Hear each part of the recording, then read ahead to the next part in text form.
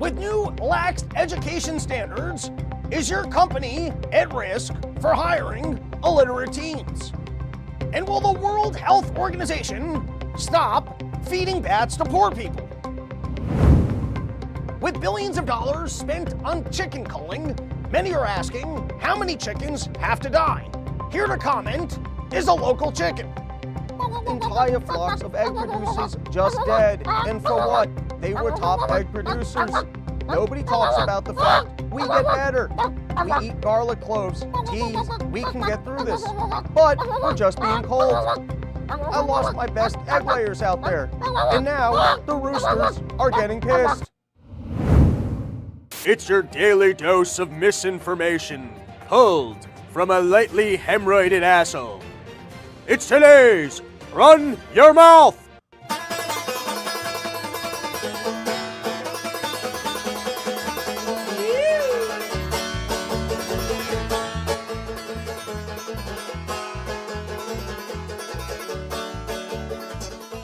What is up, everybody? Welcome back to a brand new episode of the Run Your Mouth podcast. It is a pleasure to be with you all. And be on the lookout if you don't currently follow specifically the YouTube channel, Robbie the Fire, all one word. I will be putting out another intro video on Friday. I got a whole page of, I think, some of the best intro jokes I've ever done.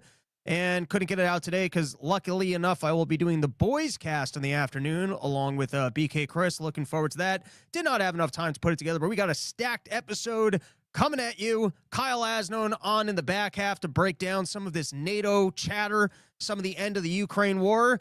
And I'm happy to let everybody know that I won the diplomacy within my office building and that my neighbor has finally chilled on the shitty music. He's still playing shitty music. He's still over there ruining his life, listening to terrible music. But I don't have to hear it in here. I bet he can hear me right. He's lowered it.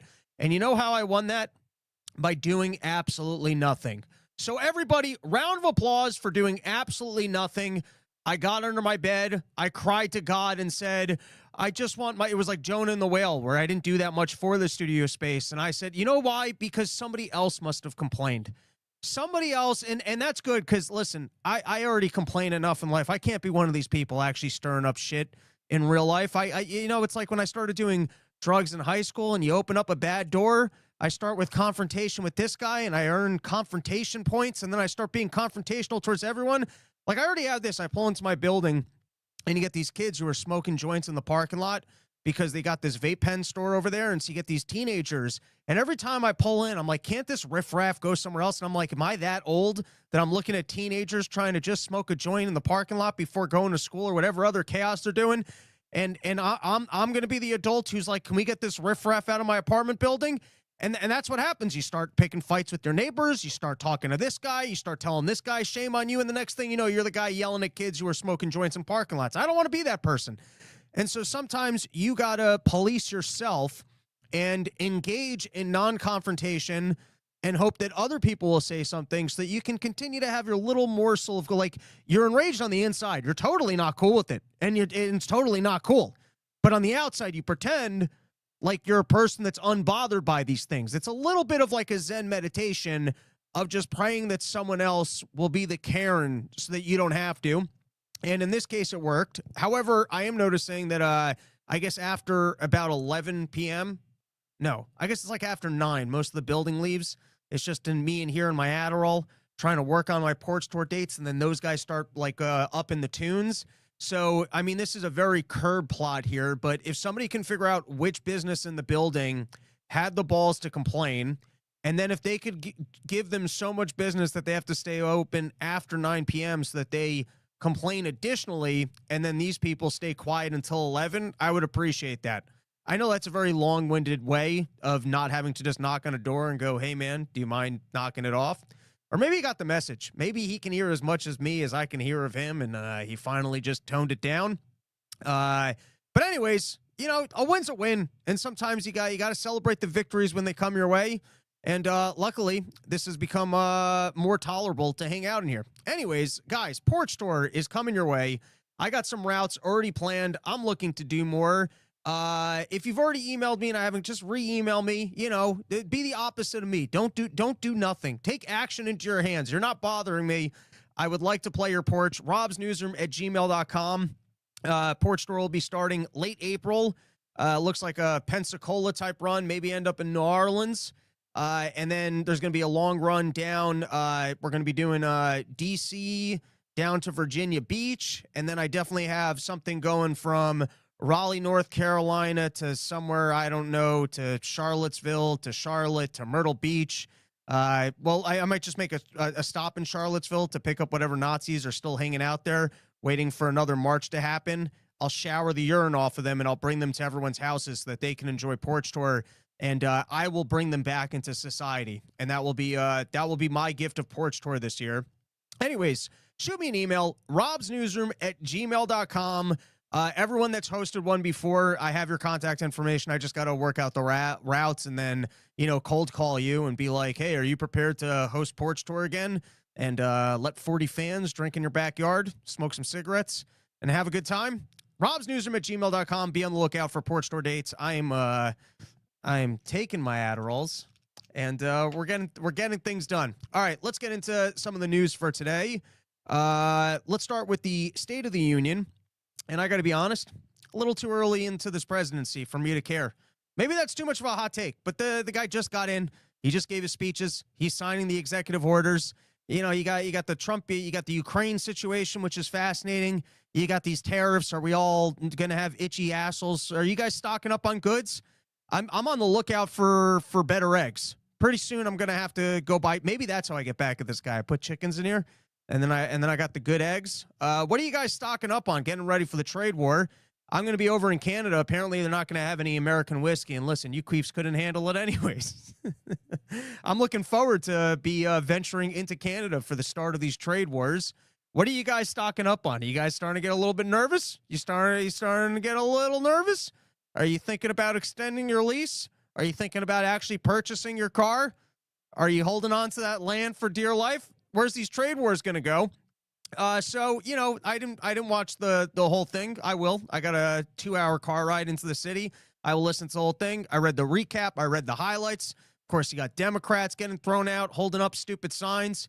And you got Donald Trump giving a good, glorious speech for a full 100 minutes. The longest speech anyone's ever given. Get I had the most to play. Anyways, I don't know. It's just like he just got in. Don't you have to do a few more things before you have your big old rally and you do this cartoonish thing where the other side's got to sit there while your side claps? It's literally just watching the most extravagant version of Camp Color War. But anyways, we'll do another episode on that. Maybe Friday from the road, and we'll get the other intro jokes out, or just Robbie the Fire. Come follow the channel. Do all the things. I'm not that needy. I just want you to buy some merch from robbernsteinmerch.com. I want you to load up on your Kratos. I want you to invite me into your house so that I can perform at your porches. I want your friends to buy tickets to it. I'm not asking for a lot from you people. There's really not this. These are not big requests. I want you to subscribe to the channel. I want you to knock on your neighbor's door and let them know you should live in the future, celebrate being right. You should be listening to Run Your Mouth. I want you to do that as well. I want you to proselytize the good word of Run Your Mouth and bring more people into the fold by rate, reviewing, subscribing, leaving favorable reviews, and forcing your children to listen to this. Kids are never too young. If you got a baby and he's just sitting in a crib and you want to make sure that you have an articulate adult, like if you got a kid and he's constipated, maybe have him listen to Run Your Mouth and then see if you're like, I don't even know how he filled up this diaper like this. If you want a kid with anxiety, a bad stomach, and good articulate views of a crystal ball of what will be happening in the future in the news, I wish there was like old school ratings where I could be like CNN, I guess I could be. I think that's just bot farms. Why aren't I utilizing bot farms to pretend like I have more of an influence than I do? And then everyone's like, oh my God, look how many people are listening to this guy. He must know something. This is the best kept secret in podcasting. I've been right on everything, except for if you probably went down the archives and saw the things I wasn't right about. Here's something I might not be right about. We're already 0 for 2 on this episode. Firstly, starting with State of the Union. It's too early to care. I guess that might be hot take and 0 for 2 number 1. And then secondly, let's get into these Epstein's files. Let's get, Pam Bondi. You wouldn't believe it. I transferred it to another office in the FBI for you guys to never see it. We fired the handsome guy that was holding on to the files, and then we got another guy who's going to sift through the files and make sure that all the interesting stuff about Israel is taken out. And we're still not going to talk about the safes, and we're not going to pull the people that cut the favorable deals in. We're not going to pull in front of Congress, whoever it is who made that call and said, leave that guy alone. He's an intelligent asset. Listen, if Pam Bondi muck cracks this case and gives us all the information, God bless. I will be the first to applaud. I will bring a fruit basket to that neighbor, and I'll tell him, you know what? You play even more music as loudly as you'd like, because we've gotten the pedophiles out of this country. And everyone should be able to enjoy their tunes in celebration of the pedophiles that we have removed from our society. But at the moment, here's what just makes me the most skeptical about it, is that I just started listening to Whitney Webb's book. And I think the short is just everything you hear on Twitter. It seems pretty clear, or the best working case scenario is that this guy was an intelligence asset, most likely Israel. I feel like that's the general... I don't even think it's conspiracy, but you would call it the general conspiracy consensus, is that it would appear as though Epstein was running a blackmail operation. You get these presidents, you get these leaders posing with kids, doing creepy shit, and then they got to support Israel. That seems to be the gist of it. We'll find out. None of that's 100% proven, but that seems to be the best working theory. And Kash Patel, he seems to be better than the last people. And when it comes to domestic policy, when it comes to, hey, Donald Trump's not a terrorist, the people that came in on January 6th, they're not terrorists. We need to actually use the FBI organizational structure for getting rid of fentanyl, for having, and I don't know what the other things are.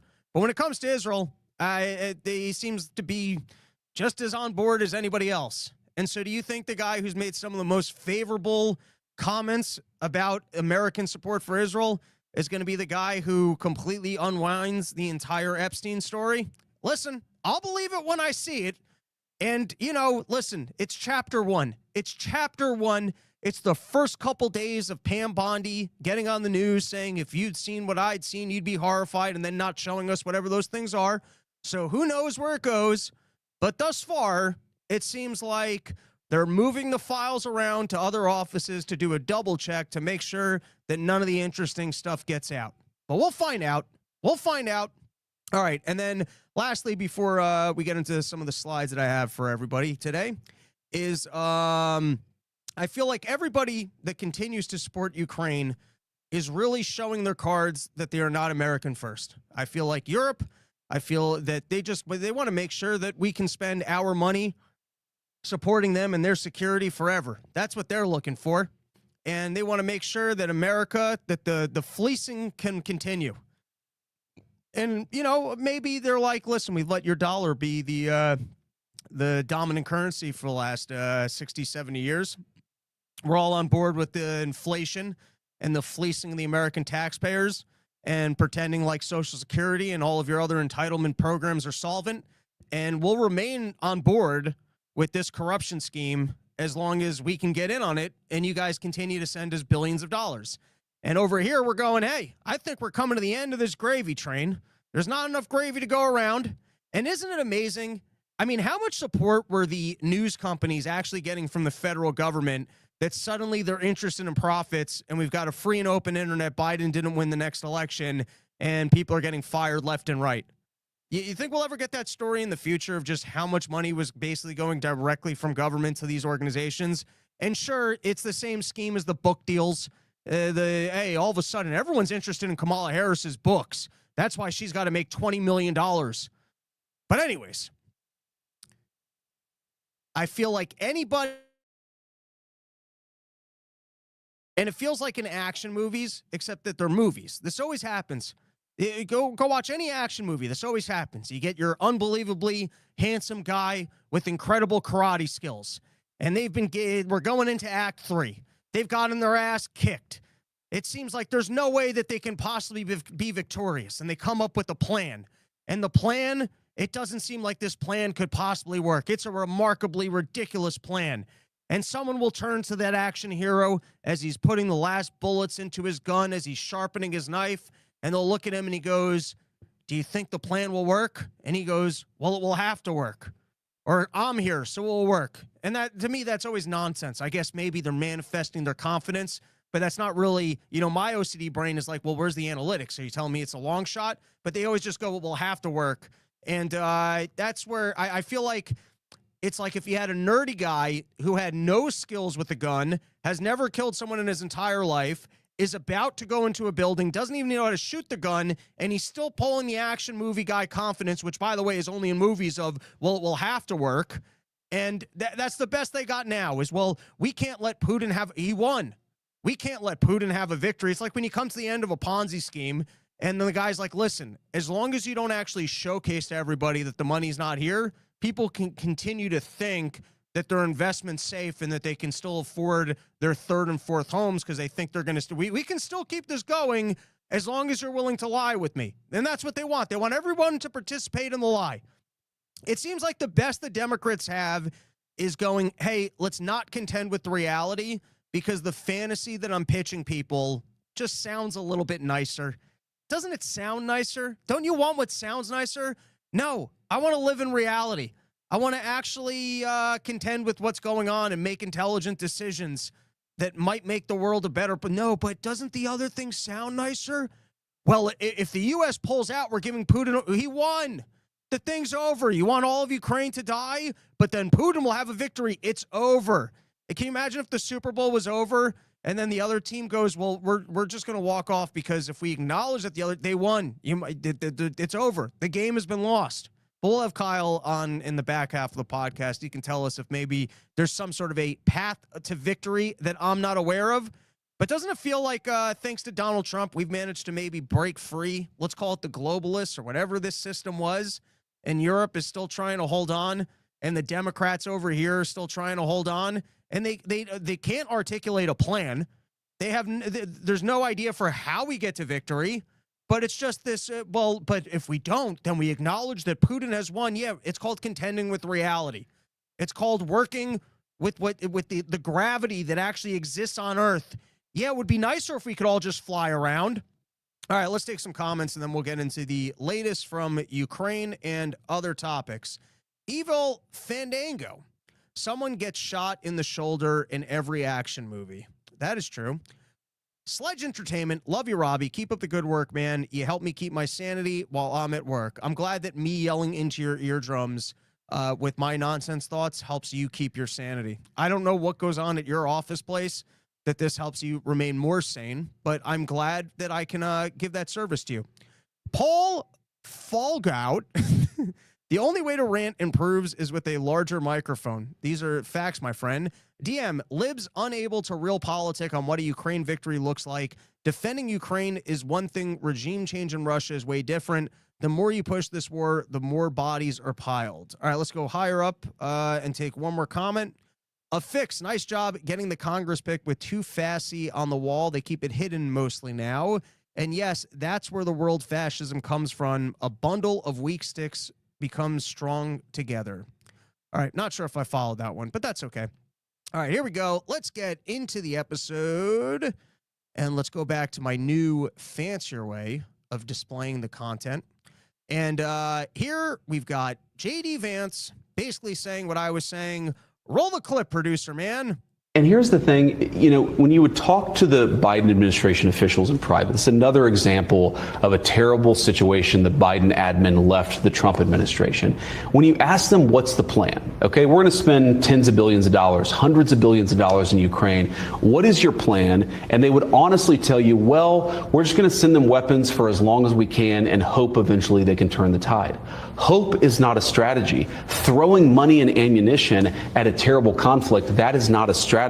The only guy in town with a strategy is the President of the United States, and everybody needs to follow his lead. What scares me is Zelensky, when he says it's going to go on for years, how many more lives are going to be lost? He's not going to have a country to save at the end of that. The minerals deal would have provided the monies to rebuild their country. All right, and then I got another JD Vance clip for you guys, but there you have it, letting us know that even within the Biden administration, when we ask them behind closed doors, okay, guys, we're here, we're taking over. What's the actual plan here? Because if you got something that we're just not seeing, we can continue it, but do you have a plan? And the plan was, well, we're hoping. The plan is that Biden doesn't remember yesterday, so as far as he's concerned, he thinks we're still winning. All right. Next, JD Vance. You're exactly right, Sean. When the Ukrainians came to Washington on Friday, it was supposed to be ceremonial. You know, there had been some public back and forth, some disagreements, some words spoken in public. And the president was like, let's have this moment. We give some credit to the brave Ukrainian fighters. And of course, it's a very brave army that they have there in Ukraine. Let's sign this minerals deal, which importantly does two things. It allows the American people to get some of their money back, but it also shows the Ukrainian people that America has a long-term investment in their sovereignty. You do those things, we'll sign this thing, we'll have a rah-rah moment, and then we'll get to the tough talk of negotiating peace. We couldn't even get the Ukrainians to a point where they could talk about the peaceful settlement. And look, in some ways, Sean, I get it. I get the frustration. I get the rage. It's their country. Of course, it's not our country, but you've got. Still selling it like in The Godfather, someone got to him, and this was a done deal until he came in. This one I'm not so sure about. Question for all you nice people in the chat. Are you telling me that the audio of the clips is too loud compared to me, or that I have to make the audio on the clips louder? If someone in the chat could just tell me louder on the audio clips or softer on the audio clips. At the moment, I don't know actually how to make my microphone any louder than it currently is. So if someone just wants to tell me that. All right. And then, of course, this was Zelensky before he apparently sent a letter to Donald Trump saying, I'm so sorry. Please forgive me. We can work this out still, and I'll do whatever you want. Or at least that's what the latest claim from Donald Trump. Here was him. And now he's back to talking is Ukrainian its own language? That's how uneducated I am. I don't think he speaks Russian. I think it's Ukrainian. So he's back. He realized speaking English isn't doing him any favors. So now he's going around the world. He's working through a translator. And here's what he had to say. As a result of these days, we see clear support from Europe, even more unity, even more willingness to cooperate. Real bitch move. Came over here, didn't get what he wants, so he went to lesbian aunt out in Europe to see if he can get some more funds out of them. Everyone is united on the main issue. For peace to be real, we need real security guarantees. And this is the position of all of Europe, the entire continent, the United Kingdom, the European Union. Everyone agrees we need more U.S. money over here. The only way that this thing can continue is if the Americans agree to spend more money on security in Europe, and that security guarantee cannot stop at Poland. It's got to go all the way to Ukraine. And you have to guarantee us the exact thing that got us into this war, was saying that America was going to offer a security guarantee to Ukraine. The only way that we get out of this is the exact thing that pissed off Putin. If you guys will agree to do that, that's how we get out of it. This is, and I'm working off of what Dave Smith said on the last episode. It popped into my head as I was taking a shower, walking around in circles. I don't know if you guys caught this news story, but there was this news story about the last Jew in Afghanistan. And read this one a while ago. You guys can fact check me. You can go look it up. But from what I remember, when, we blundered in Afghanistan and we left that country to crumble after 20 years and left military equipment to Afghanistan and Al-Qaeda, they went to this one Jewish guy who was still living in the country. They knocked on his door and they said, listen, this country's about to topple. Al-Qaeda is going to be back in control, and let us help you out. Let us take you out of the country. And you know what that Jewish guy said? Pay me $50,000 or I'm not leaving.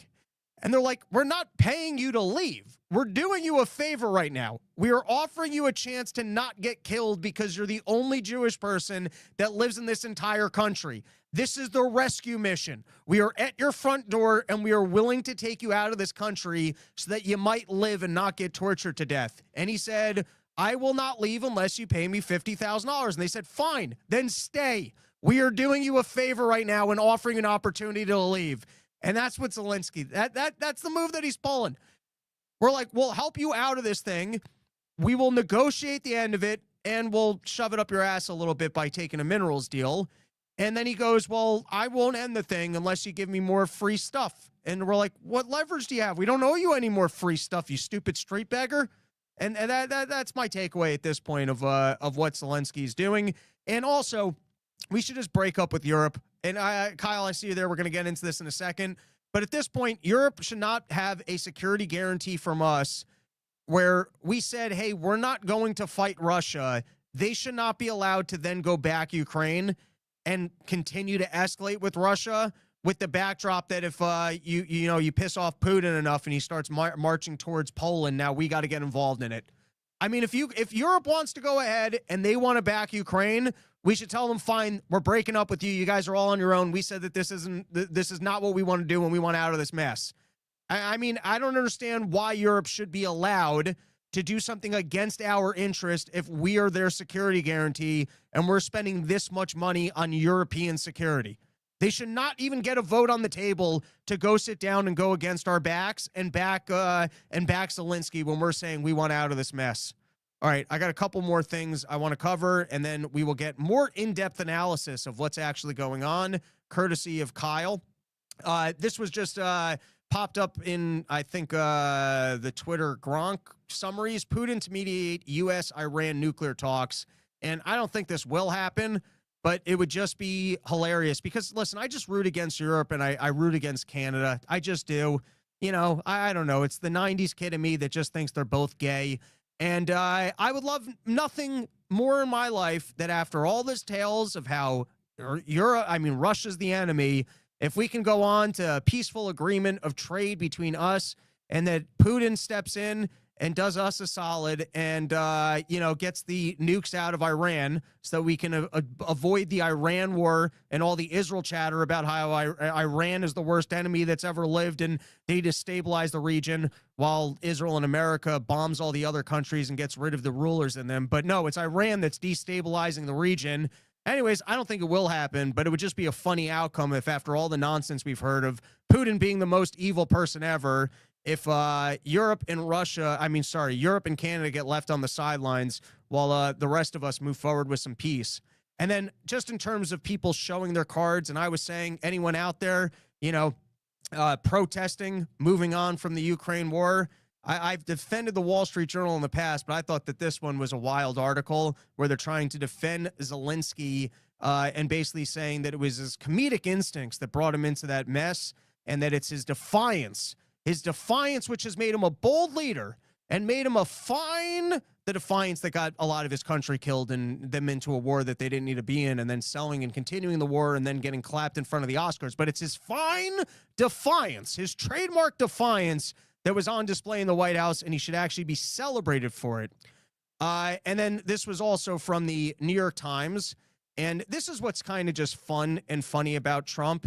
He's a little bit like a hot lady that you get into fights with, and then they're just over the fight real quick, and you're like, but that was DEFCON 3 2 days ago. What do you mean we're just over this?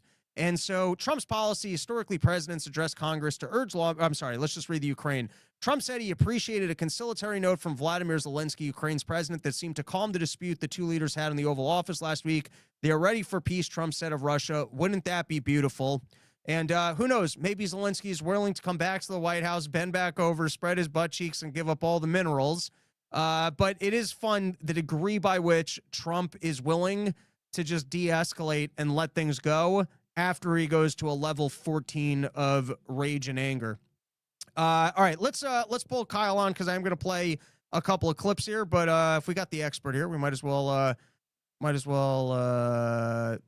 bring him on to the show, Mr. Kyle. It's great to see you. Thank you for joining us on the Run Your Mouth podcast. Doing great, Robbie. Thanks for having me back on. Always a good time to talk with you. Absolutely. All right, so I got a couple of clips that I want to play.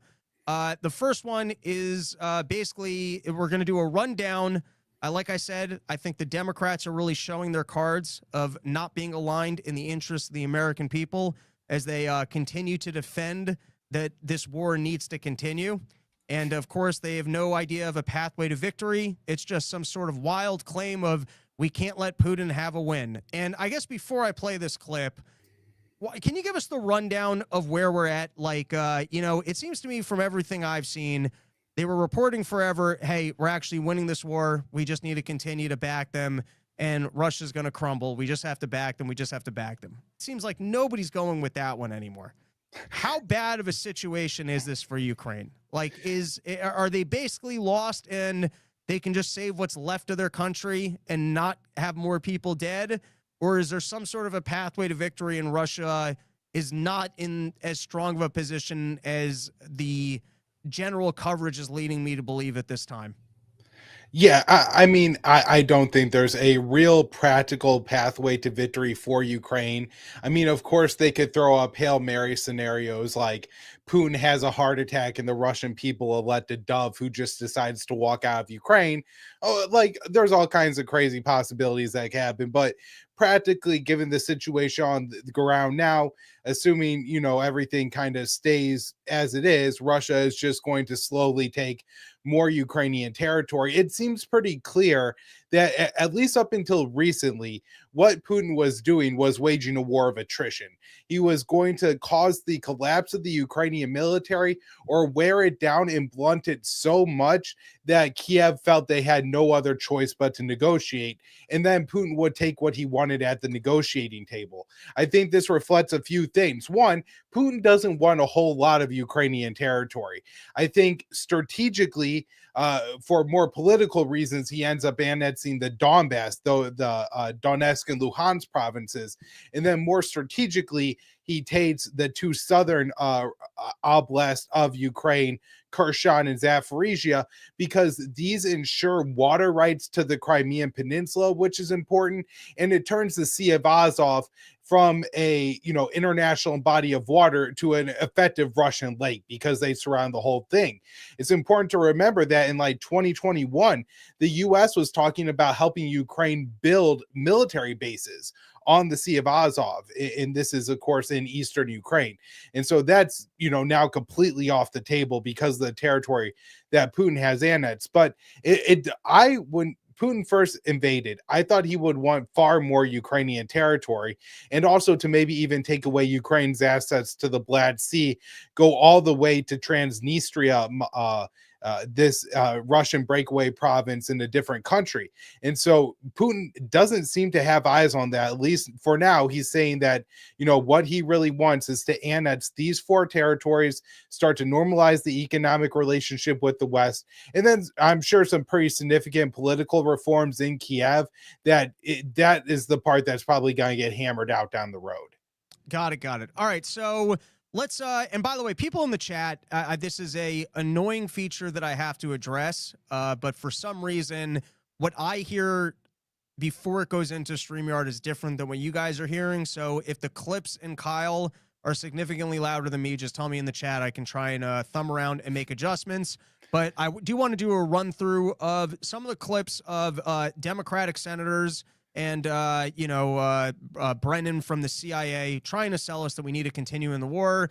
And before I get into this segment, let's plug a sponsor, PhoenixAmmo.com. None of us like the deep state. None of us like the war machine, but we do like our guns and we do like our ammunition. So if you want to be able to buy ammunition from a good supplier that will not sell to the United States government, will only sell to general consumers like you can go to PhoenixAmmo.com. Quality bullets, excellent prices, and most importantly, they will not work with the United States government. They will not upsell on bullets at extreme prices that allow us to, continue to get into these wars and just pad the pockets of random individuals. Kyle, before I get into the clips, do you want to plug your podcast, let everyone know where they can find you?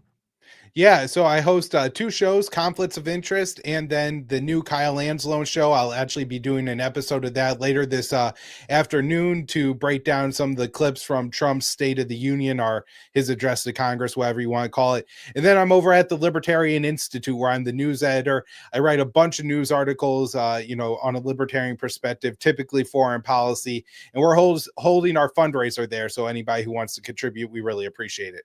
There you go. So let's start with this. We've got the Brennan.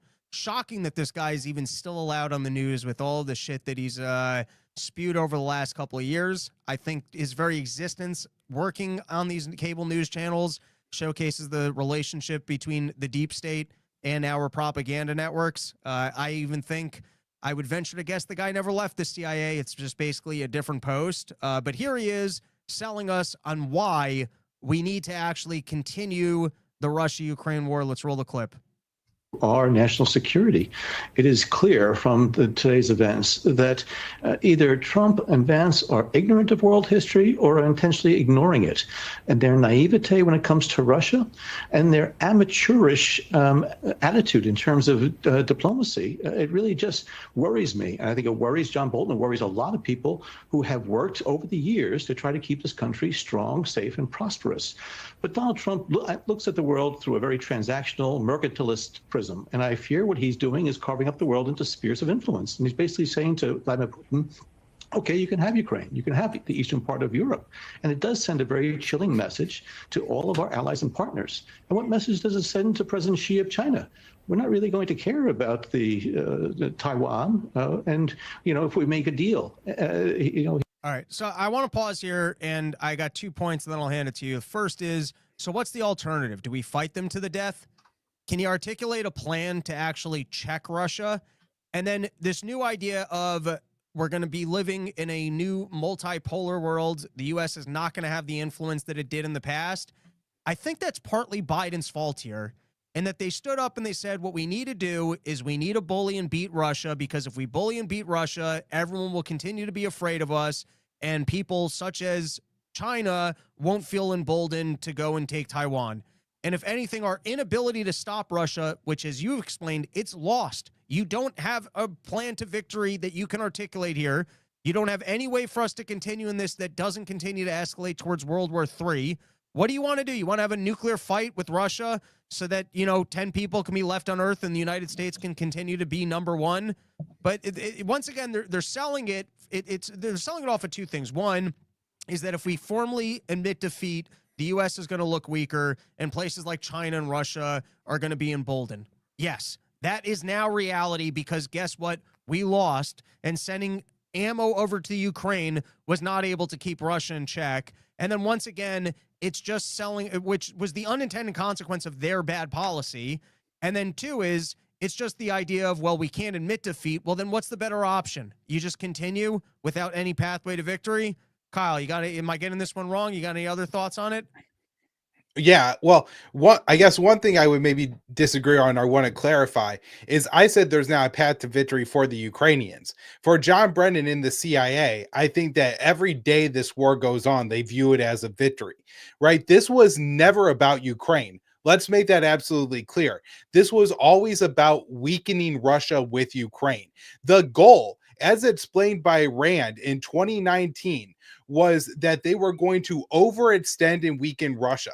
See, they realized they had really made a blunder, I think, in the Obama age with the pivot to Asia, and also during Bush with NATO expansion and getting out of like missile treaties with Russia, that they had made an enemy with both Beijing and Moscow, or at least that's how Washington perceived it. And so with viewing China as the bigger threat, rather than doing what Kissinger and Nixon did in the 70s, which was they viewed the Soviets as a bigger threat, so they went and they made a deal with Beijing. This time, they're not going to do that. They're not going to try to split the two Asian superpowers. Rather, they're going to try to weaken Russia so much that Russia cannot aid China in the event of a conflict in Taiwan. And so when Brennan is saying that this is really about Taiwan, right, this was always about Taiwan. This was never about the Ukrainians. We were publicly telling the Ukrainians and the Russians that Ukraine would one day join NATO, while privately telling Zelensky that he would never join the NATO alliance. Why would they do that? Because it was going to provoke Russia to invade Ukraine. They were never going to make Ukraine a formal member of the alliance, but they were going to treat them more and more like a member state. And what this did is it provoked Russia to invade Ukraine. And look, we know from the Iraq and Afghan wars and all the other disasters in the Middle East, how much that this has cost us in a nation, not just in the trillions of dollars, but also in the thousands of lives lost, the tens of thousands of suicides, and all the broken men who went to the Middle East and came back destroyed because of what they were forced to do fighting that war. And so this war is an absolute plague on Russia. And so every Russian soldier that dies, even if if it takes 10 Ukrainian soldiers to kill one, if Ukraine is losing 10-1, John Brennan is sitting there rubbing his hands together because he knows that ultimately this is weakening Russia. And that's the whole goal for them. It was never about Ukraine. Ukraine was always going to lose this war. It's just how big of a loser will Russia be as well? So my question, though, on that is, it seems to me like that was the initial strategy and it failed when people continued to trade with Russia, and that both China and India decided we're still going to buy their natural gas. And then it turns out Europe has spent more on the natural gas, or at least Trump was claiming has spent more on the natural gas than they've spent actually supporting the war. So have we really even crippled Russia more than we've also weakened ourselves? Like, does the Brennan strategy here of, like, if you get two people, if you got China and Russia to fight, and now the two of them are, and we're totally out of that, we're not funding one side of it, and now they're just hurting each other, I can understand that one. But when we're throwing our money into the war, aren't you also just weakening ourselves? Did the strategy even work in terms of in terms of weakening the enemy without weakening us? Well, I called him evil, not smart. Okay. That's a part of what's going on here, is that John Brennan is in all these people. Like, initially, they thought that Ukraine was just going to fall. If you remember the night of the Russian invasion of Ukraine, Hillary Clinton was on with Rachel Maddow, looking like Mr. Burns, tapping her fingers together as she was explaining that the Russians are making the same mistakes that the Soviets made. Remember, the Soviets invaded Afghanistan. I think they killed between 1 and 2 million Afghans in that, right? But at the end of the day, a lot of people attribute that invasion, that needless, aggressive war, as the reason that the Soviet Union fell apart. And so Hillary Clinton and many others, Henry Kissinger, I would put on that list, thought that if they were able to provoke the Russian invasion of Ukraine, what would happen is that Russia would essentially take the territory, and then Ukraine would be in a position where the government would fall, but the Ukrainian people would essentially kind of wage an insurgency against the Russians and bleed Russia in that way. And that didn't happen. The Ukrainians have, kind of stood up and fought, and I think have cost the Russians a lot more for that reason. And I think from the American perspective, we have certainly lost. The Europeans have certainly lost out economically from this war, from the sanctions. And I do think that it's helped to build up, groups like BRICS and the Shanghai Cooperation Organization. And, for so long, the American empire really controlled the world economic order as well. And so when Biden waged the economic war on Russia, he really accelerated the dollar's dominance downfall. And I do think that has, propped up the Russian economy some, and really not hurt them on the world stage as much as, say, the Iraq war hurt the Americans on the world stage, because, there were other forces and momentum at play there. But at the end of the day, if you're a Russian, Ukraine still holds a chunk of Russian territory. There's still bombs and Ukrainian drones hitting Russian cities fairly frequently. They just hit an oil refinery like 1,000 kilometers from the front lines. There's been drone and bomb attacks on Moscow. There's real damage to Russia here as well. They are not getting their hands dirty in all this, and this is not a clean victory. And while I think there's probably, again, some temporary benefits that they're experiencing because of the economic forces and momentum that have been building, really unleashed when Biden waged his economic war on Russia, ultimately Russia will lose from this. Fair enough. We're going to switch to this microphone. The other one's a little annoying to. It's easier when I'm walking around, but that's why we got dual microphone action. I see you guys on the chat commenting on the two giant big black microphones, and that's the way we do it over here at Run Your Mouth Studios. All right, so let's play some other clips of basically, and I think there were other clips making the round of all the Democratic senators saying the exact same things. I cut out the one of Bernie Sanders because I'm going to play a different Bernie Sanders clip down the line. But here's a reliable war hawk. And so we've got, I think, Mark Kelly. Is that the guy's Senator Kelly? Coming at us pitching why this was a terrible mistake. And I'll play it through, but I'll give away my first joke because I think this is so funny that his first argument for why the Democrats are doing it better is that they had a secret meeting with Zelensky. And when right off the bat, you go, hey, there were no television cameras and Donald Trump bringing transparency to these meetings is obviously him doing it wrong, would showcase that you're probably not doing things that are America. Well, you can trust that what we did was in your interest because we didn't have any cameras when we had our conversations, and we reminded him, hey, we can all still get rich off this thing.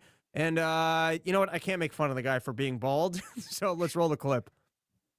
Republicans in that Oval Office, but I wanted to start by just asking you about that meeting with Zelensky you attended by a bipartisan group. What was that like, and what was the response in the private room to him? Well, Jen, I think we all have a little bit of PTSD, even though we weren't in the Oval Office meeting, right? I think all of us, a lot of people across the country collectively. The contrast between the two meetings was quite remarkable. With Zelensky that morning, I think there were about 10, maybe a dozen of us, Democrats and Republicans. It was very constructive. I would say one of the most interesting things about it was that at the beginning of the meeting, the chairman of the Armed Services Committee, Roger Wicker, senator from Mississippi, asked the cameras to leave. And then we got down to business. Zelensky, as he always is, this guy is habitually thankful to the American people, to the United States Congress. Yeah, that's because you guys are in on the slush fund of let's all just get rich. To the president. So it was constructive. Not a single one of us expected what happened in the Oval Office to happen. And I have to say that was a mistake. I think it was a miscalculation by the president. Bullying an ally of ours makes us look weak. And when we are weak, we are less safe. The American people. Right. We look weak if we don't just give endless amounts of money to anybody in a squabble somewhere else in the world. We look weak if other world leaders can't come into the Oval Office and just demand unlimited resources for an unwinnable fight. Kyle, I'll finish the clip and then you can comment. Should make no mistake about that. What happened in the Oval Office was a complete and utter disaster. And it puts us in a much worse situation, not only with the Russians and the Ukrainians, but with our European allies. And I hope we can repair it. There are people in that room that I think are responsible adults. They weren't speaking out. There you go. We had a couple Marco of deep state Rubio, people in that I room. voted They're for supposed him. to keep Donald Trump in check, but sadly, the American people are so far behind Donald Trump, and we seem to be unable to impose our will on him. Mr. Kyle, any other takeaways from this clip? Well, it's really crazy, isn't it, that this is an American senator and a foreign leader came to the White House and got in an argument with our president, and he's outraged that Trump wasn't nicer to Zelensky. It's so funny. And of course, he has nothing real to say here. It's all slogans, right? Like, we need to protect democracy. We need to repair our relationship with Europe and all this other stuff. But he doesn't really get into any analysis or say where Zelensky is wrong or where Trump is wrong about anything or try to break any of it down. It's just, and I'm sure this is true with almost all the clips you're going to play from the senators, is they don't have anything like real in-depth to say. I mean, the level of conversation isn't going to be what, we have here, what you regularly have on part of the problem, Yeah, it's basically shame on Trump. We got to stand with Europe. We need to spend more money. All right. And then on that note, here's Cory Booker. It's the last senator clip that, oh, wait, no, we still have Bernie Sanders. We can play Bernie Sanders. Bernie Sanders is a classic. We'll play Bernie, and then we'll play Cory Booker. It's a horrific suggestion. Zelensky is leading a country trying to defend democracy against an authoritarian dictator, Putin. It is always interesting, though, when Bernie Sanders is also pitching for more war, because you would think at least Bernie Sanders would be a peaceful hippie. Hey, I'll get you guys your social benefits while I write books and become a millionaire. They can't have millionaires. And then he turns around and goes, no, the problem's with the billionaires. But here you have even Bernie Sanders making his pitch for more war, which you would think if there was one guy in the Democratic Party that wouldn't be on board with one world governance and war forever and America paying for it, don't we need that money over here for all the social benefits you think people have a right to? Who invaded his country. And I think millions of Americans are embarrassed, are ashamed that you have a president of the United States who says Yeah, the millions of Americans that like him. You speak well for the millions of Americans that actually voted him into office. Ukraine started the war, that Zelensky is a dictator. He's got it exactly backwards. The people of Ukraine have lost tens of thousands of soldiers. Their cities are being bombed. How many soldiers has Ukraine actually lost, Kyle? Because it seems like the Democratic senators keep liking underselling it. Yeah, it's certainly in the hundreds of thousands. I think Amy Klobuchar recently had a slip up when she said that it's over 1,000 casualties a day for Ukraine, which would mean over 1,000,000 dead or wounded. And so that would certainly put the dead in the hundreds of thousands. All right, let's play one more clip, which is Cory Booker also selling it. And there were other senators. We don't have to play them all. It's basically the same thing. We're just showcasing that I'm fascinated by the fact that the Democrats seem to be on board with continuing to sell this war. It wasn't just Joe Biden's policy. And they want to stand with Europe on spending more American money everywhere for absolutely no reason. Thanks for having me on a really And he's so upset.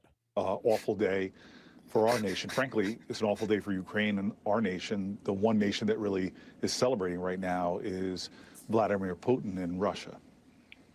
What concerns you the most about that? What for Americans who don't necessarily think about foreign policy that much, who don't think about America's role in the world, or if they do, don't think it affects their regular lives very much, what concerns you the most about us apparently abandoning our global stance of the entire modern history of our country and instead lining up with Russia and turning against our democratic allies? I had a Europe. Which, by the way, it's funny to call Ukraine a democratic ally. And all right, any thoughts on that before I play his response? Yeah, well, just her question is, for Americans who know nothing about this, what do you have to say? Right? It's great. European leader in my office who came and asked to come meet with me privately to express his distress over Ukraine, who told me about what does it say about our world that for the first time to his knowledge we've ever seen in a UN resolution around the Security Council, America side with China and Russia in condemning what Putin did and not their European democratic allies. Well, the European democratic allies are the ones that are spending more of our money funding death. Kyle, any other thoughts on that? Yeah, I mean, it's just always, this black and white, our team versus their team thinking that the Democrats are engaged in here. Putin is bad. Putin is invaded. Putin's a dictator. Ukraine is a democracy. They're fighting for their sovereignty. They're good people who you should like and want to support. And it's just, Bernie Sanders, one of the other things he said is that it's American values and the 250-year legacy of our country. We stand up for democracies against dictatorships. Right? They're just blatant liars. Like, what did Washington say? No entangling alliances. John Quincy Adams, don't go around the world in search of monsters to destroy. I think Jefferson is the one who warned Americans to avoid European wars. And that's exactly what they're advocating for us to get into here. And they're trying to say, like, it's our founding principles and it's American to go and fight for some democracy overseas. When, of course, this is a complete joke. Recently, Fareed Zakaria was trying to make this point on CNN, and he's saying that, of course, we made some mistakes like Iraq, Afghanistan, and Vietnam. Well, that's 5 million dead people. Right? Like that you're just skirting over as some mistakes. And so, we haven't been going around the world to do good. That isn't America's legacy. And to pretend that we're the white hats and anybody who we bestow our democracy on is some great country that we have to arm forever is just a completely ridiculous and stupid policy. And only people in Washington, I'm convinced, are believe it. And maybe the people that Rachel Maddow is referring to there who watch her show but never think about like what it actually means for Ukraine to be at war, like what those front lines are like, what it means for, some kid walking down the street to get picked up by the Ukrainian military to be shipped off to the front lines. His mother, like whacking the soldiers with her purse, begging and pleading them not to take her little boy. Like, this is what we're talking about, an absolute meat grinder where people are dying for absolutely nothing in an unwinnable war. It's all for the American empire. It's all for the Washington war machine. happening. It doesn't even benefit the American people, as you point out, economically and everything. It's hurt the average American, but yet this is what the Washington War Party wants. All right, so that's the end of the clips that I wanted to play. I do have some questions for you, the expert, just to give a little bit of context to the situation here. So the first is, I'm not going to roll the clip. Everyone saw the skirmish between Zelensky and JD Vance at the Oval Office. And one of the claims that Zelensky was making, which I thought was ridiculous anyways, because at this point, you kind of have to trust Putin. You have to try and make a peace agreement. You're going to have to, you're losing, you're just going to lose more. And basically, Zelensky was making a claim, and, he had some, I just don't know the history as well as you do, but he was rattling off instances where Putin did not keep his word on agreements, and even saying that I think he had signed agreements, and he went back on them. And I didn't know to what extent maybe that was after Ukraine had provoked situations, and that's why, or America overthrew the previous leader, and so they had taken the port area. I don't know enough of the history, and that's why I'm just stuttering here. So I'm curious to know if there was some accuracy to Zelensky's claim, and that, even so, Trump might still be right of, hey, listen, I've never made a deal with Putin that he went on his back on, and so that's the best that we have right now, and I'm strong enough that I don't think Putin's going to be dicking me over. But I'm curious, is there a history of Putin basically signing deals and then just not abiding by them? So first of all, no government is just benevolent, right? Like, all of them definitely do nefarious things and use international politics to get leverage where they can. And so that certainly should apply to the Russian government too. And so, when you're talking about like agreements, and we're talking about Minsk II is the main one, and then the Normandy format, there were, agreements made by both Russia and Ukraine. And basically, to go back, there was the late 2013 uprising, and then the 2014 coup in Ukraine that was really backed and facilitated by the U.S. to remove the existing leader of Ukraine, Yanukovych, who the West viewed as too pro-Russian. To call him simply pro-Russian, like he's a Kremlin asset, I think is a mistake. Certainly every leader Ukraine has had has been very corrupt, and so was Yanukovych. He wasn't like some upstanding moral guy. But rather than what the U.S. wanted and what some of the more Eurocentric Ukrainian parties wanted, was for Ukraine to just be integrated into the West, to become a member of NATO, to become a member of the European Union, and other Ukrainians, particularly those with Russian backgrounds who are ethnic Russian, speak Russian, live in like the eastern half of Ukraine, and then previously the Crimean Peninsula, were, they wanted a far more balance, where Ukraine essentially sat as a border state between the East and the West. And then these were, just different ideas. And so the U.S. facilitated the coup in order to usher in a more, pro-European government. And with that they ushered in a lot of nationalists into power who started to brutalize some of the Russian minority of Ukraine. There's particularly the trade union building in Odessa, where dozens of protesters died when Ukrainian nationalists set it on fire when they were occupying a building. That was absolutely horrific. They started to implement language laws and other things to try to outlaw the Russian language. Before Zelensky ran for president, he was a Russian speaker, not a Ukrainian speaker. And so his show, Servant of the People, and also one of his rom-coms that I starred in, Love in the Big City 2, it was in Russian, and that movie was actually banned by the Russian language, or the Ukrainian language police, because it was in Russian. And so Zelensky was even subject to some of these language laws before he became president. When Zelensky became president, I think he was one of the more popularly elected presidents of Ukraine, and it's because he was running on a platform of trying to end the civil war in Ukraine.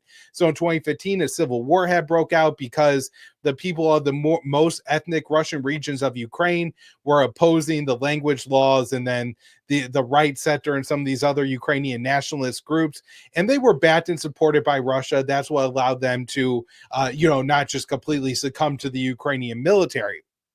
And so then this framework of Minsk II was implemented in later 2015 that was supposed to ultimately bring the war to an official end, and the Donbass republics of Ukraine would have been autonomous, right? They would have voted in the elections. They would have been subject to Ukrainian foreign policy, but their street signs were going to be in Russian. Their government was going to be done in Russian. They weren't going to be subject to the language laws and things like that.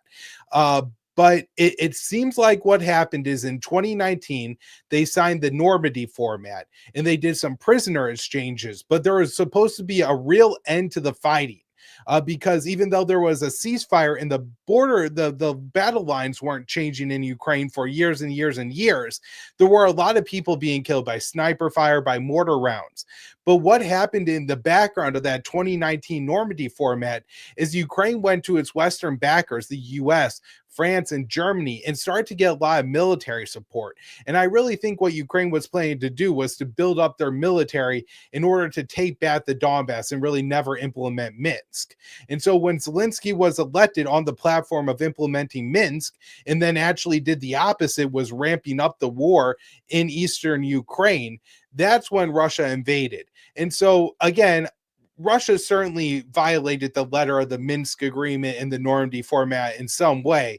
But at the same time, Ukraine was never serious. And since Angela Merkel, the French president at the time, have both come out and openly said that Minsk was always about biding Ukraine time so we could make their military capable of retaking the Donbass.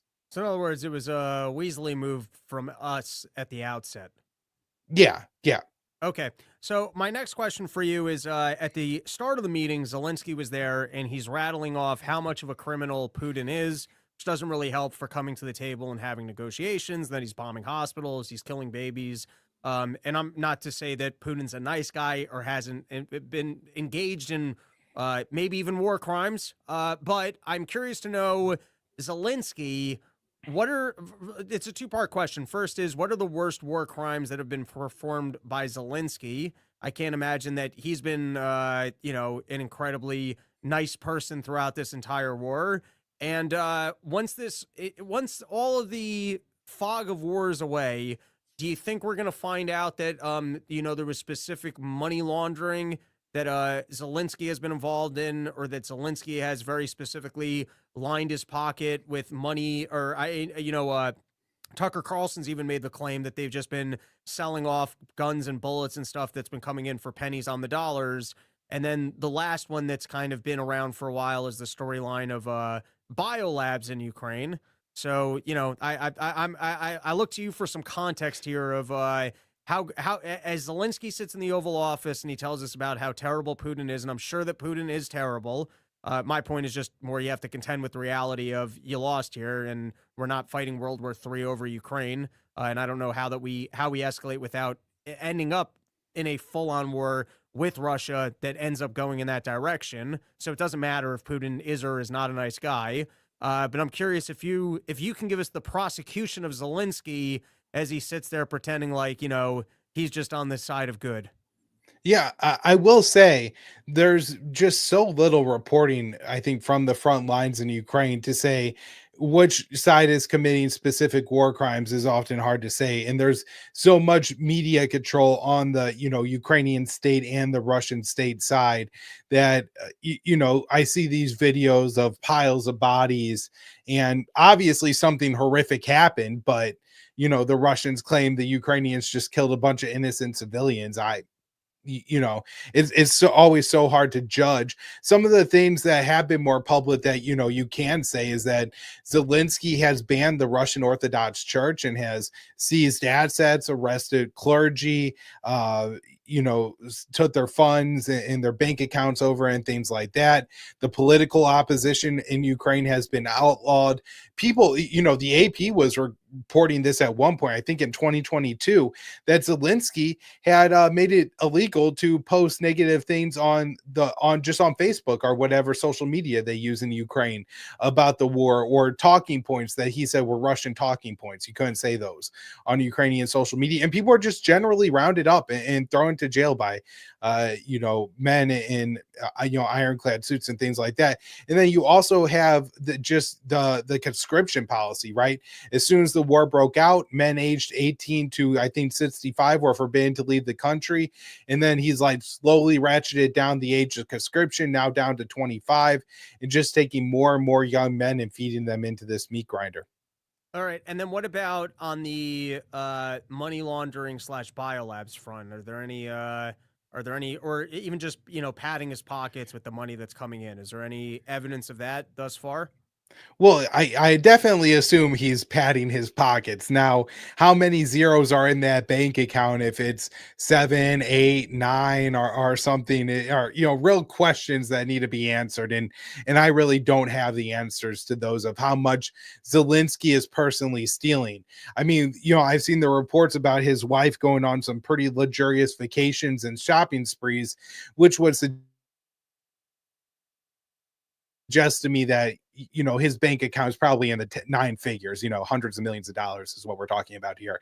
Now, the U.S. has sent 180 billion at least, and I'm sure a lot has been stolen along the way or repurposed along the way. The downfall of Bashar al-Assad in Syria near the end of the Biden administration, Ukrainian drones that were supposed to go to Ukraine ended up in the hands of Syrian jihadists, and that was pretty important to the HTS forces. That was intentional by the CIA, though. And potentially Israel. I don't think that was right. Just Zelensky selling the stuff off. That seemed like that was coordinated.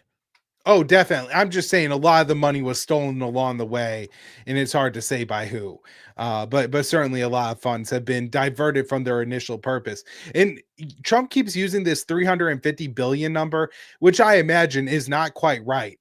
But the 180 billion number that's official is also wrong as well, because I don't know. I'm not like an accounting expert or a tax expert or anything, but I'm sure this is a specific kind of fraud where the Congress allocated money to the Presidential Drawdown Authority Fund, which says that if the U.S. the president wants to send American weapons to a country overseas. So say we're sending 10 Humvees, then we could send those 10 Humvees and they could use the PDA funds to buy 10 new Humvees.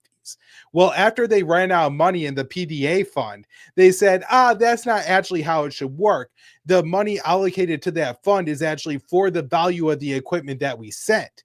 And because it's old, it's been used, it's not quite as much as a new Humvee would cost.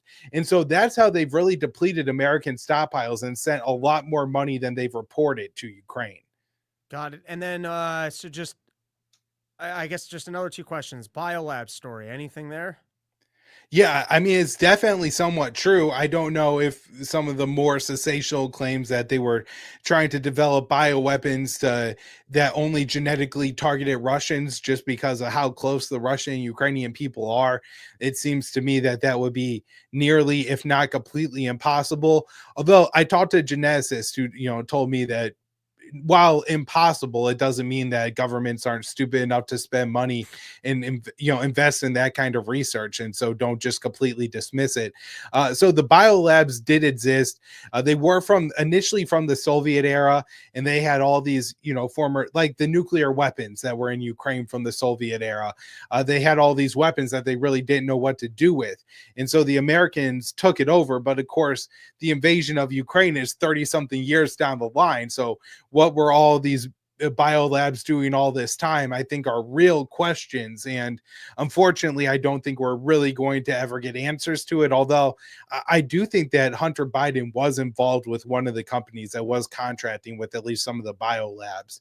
And that's, it doesn't necessarily prove anything, but it's awfully interesting. All right, so I'll hit you with 2 more questions, and then we'll probably wrap this up, and I'll do another episode with the other topics because I got to get into the city. So let's start with this. In 2025, is there any benefit to America even being in NATO? I know you were hanging out backstage, let's call it, while I was talking about, hey, I think if Europe wants to continue to back Ukraine once we're done with it, then we should say we're not giving you a security guarantee anymore because we don't want to be a part of this fight. I look at the amount of money that we spend on NATO, and it seems crazy to me that we spend this much money backing Europe. I'm sure some people say, hey, it's better than us having to fight Europe, or having the trade partner makes all of this money being spent worthwhile. But it seems to me like Europe and everyone's up in arms about making sure that they continue to have endless free American money and some sort of an outrage if we don't give it to them. I don't know. I'm just not as informed as you, Dave, Scott, or anybody really for that matter. But I just look at it, I'm like, I don't know. This doesn't seem like it's well spent money. So what's your take on NATO in 2025? Well, first off, Robbie, you call me the expert, but I've been watching Part of the Problem a lot recently, and your analysis on the mineral deal and a lot of other stuff I thought has been really spot on and impressive. I pull good stuff out of my ass. Let me tell you, those hemorrhoids, they're working hard, and they really sift through the information for me. Yeah, but when it comes to NATO, yeah, I don't see any benefit to America remaining in it at this point. We're giving this security guarantee to now an entire continent. I mean, NATO was initially just 12 members, right? This was about containing the Soviet Union and combating the Warsaw Pact, which is now gone. In large chunks of the Warsaw Pact and even former Soviet republics are now a part of NATO. And so this is a way overextended alliance. This was about protecting Europe as it recovered from World War II.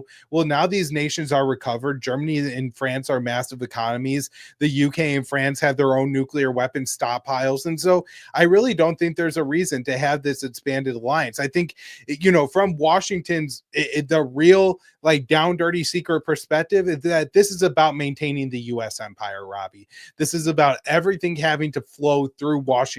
All decisions, all policies originate in Washington. And that's, I think, kind of what you're seeing the breakdown, where Trump is just so belligerent on some issues that the Europeans, are, not willing to allow all policy to be run through Washington anymore. And you have, I saw the Europeans are floating an $840 billion spending on military. Of course, that's the size of the U.S. military budget, and they're going to do it over 4 years while the U.S. does it every year. But they're talking about massive military spending for the bloc. France talking about expanding their nuclear umbrella to include the rest of the bloc. And whatever Europe wants to do, Europe could decide. Again, I think the founders got some things really right in the United States of America, avoiding entangling alliances, avoiding European wars, and not searching for monsters to destroy, not assigning certain countries as the grand enlightened people of the world, when certainly even during the time of NATO, the Europeans, the Brits, the French have done absolutely horrible things in the colonies that they try to hold on to, certainly worse than a lot of things that the Russians have done in Ukraine. And so that it has to be recognized that this is all kinds of gray and dark shades of gray on all sides, really.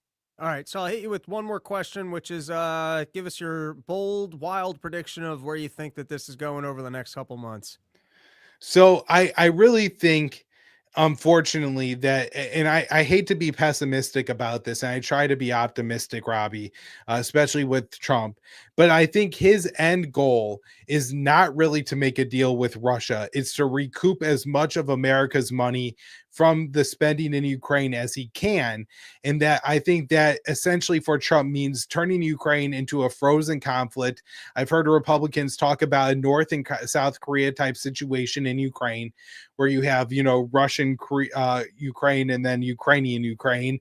And then we're going to take their minerals, we're going to take their natural resources, and for every $3 they send us, we'll send them $1 back in aid or something like that.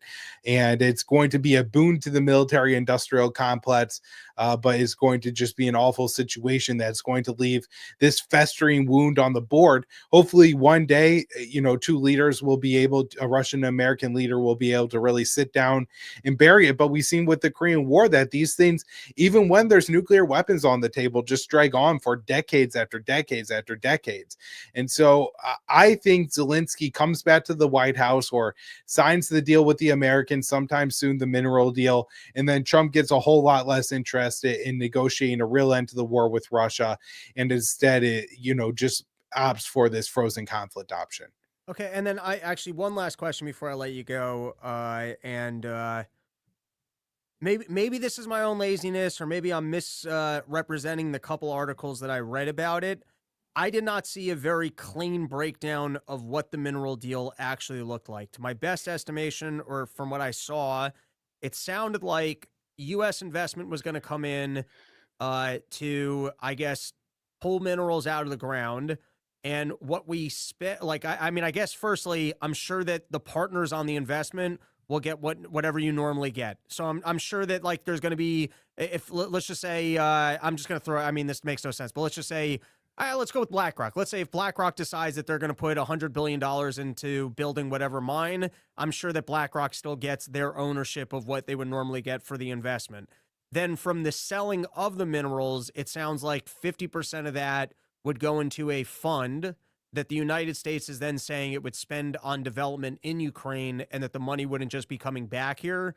So it's essentially a way of, I guess, self-funding Ukraine down the line with American oversight, and also guaranteeing that we actually have the contract for the minerals, which still seems like a strong arm because there would be a market price for the minerals. So it's like, are we getting a more favorable deal that we're getting that or an American company's getting that contract instead of someone else? So it's still not, like even if the money or the minerals are not just ours, but we strong arm them into a favorable contract where we get it as opposed to an open bidding policy, there still is something exploitive even about that.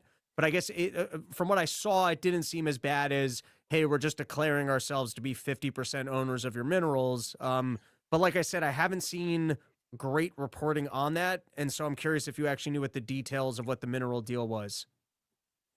No, so I think you actually just, as far as what's been publicly reported, your breakdown is spot on. The thing I will add is just based on Trump's previous negotiation tactics, say with Kim Jong-un in 2019, typically what Trump does is he'll put a deal on the table that both sides are happy with. Then when you sit down at the table, he puts another deal on the table that's far more extreme, and then he negotiates back from that. And so I don't know what Trump wants the final deal to be. I imagine that he thinks that the American government is going to get some kind of cut of this, as well as a lot of American companies getting the kind of kickbacks and making the kind of money that you described before. All right, fair enough. Before I let you go, any final words? And why don't you plug your podcast once more so that people know where they can find you for all the brilliant analysis? Direct, without my commentary and interruptions.